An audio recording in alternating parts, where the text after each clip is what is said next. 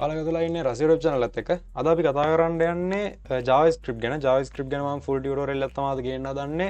ඒක මම වෙන වෙනම කොටස් විදිහට කඩලා ඔයාලට videos ටික ගෙන සමහරට විනාඩි 1 2 3 වගේ videos වලට සමහරට videos ටික ඇදෙයි.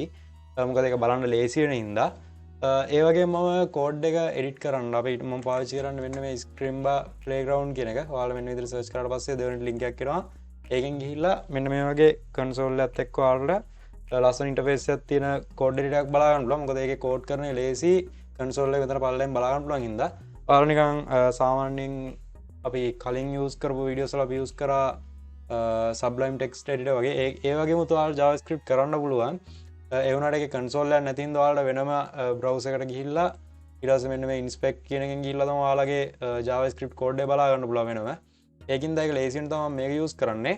ඔයාලා අනිවාර්යෙන් මේ ටියුටෝරියල් සීරීස් එක කරලා බලද්දී පොතක් හරි පොතකුයි පෑනකුයි ළඟ තියාගන්න. මොකද පොඩි පොඩි නෝට් ටිකක් දාගන්න. ඒක ඔයාලා ලේසියි. මේ වීඩියෝ එක විතරයි සාමාන්‍ය මේ වගේ මම හිතන්නේ පොඩ්ඩක් length එක වැඩි වෙන්නේ. මේකේ විතරක් සාමාන්‍ය මේ වගේ වීඩියෝ එකක් එයි. මම අනිත් එක intro එක දාන්නේ අනිත් වීඩියෝස් වලට.